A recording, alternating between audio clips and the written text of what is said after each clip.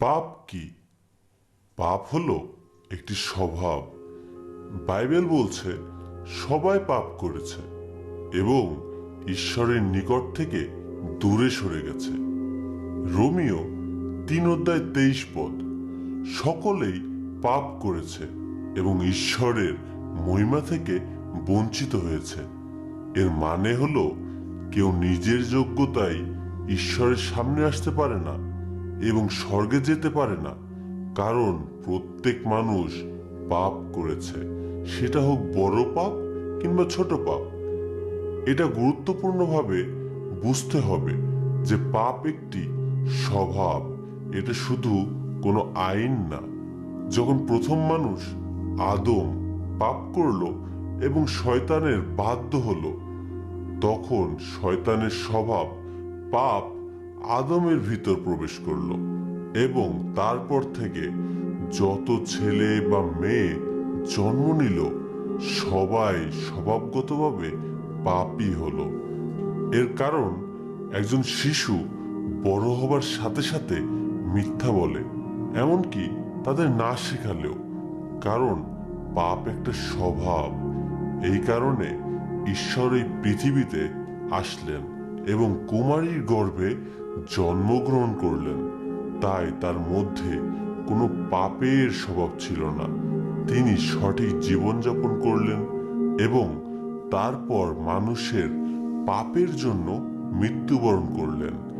Romeo 5:17 একজন পাপ করল আর সেই এক ব্যক্তির অপরাধের জন্য সকলের ওপর মৃত্যু রাজত্ব করল। রোমিও তার 5:19 বলছে, সুতরাং যেমন একজনের অবাধ্যতার ফলে সমস্ত লোক পাপী বলে গণ্য হলো, সেই একই রকম ভাবে একজনের বাধ্যতার ফলে অনেকে ধার্মিক প্রতিপন্ন হবে। যিশু ক্রুশে মরলেন এবং 3 দিনের দিন তিনি মৃত্যুকে জয় করে উঠলেন। তিনি শয়তানকে পরাজিত করে আমাদের জন্য বিজয় নিয়ে আসলেন।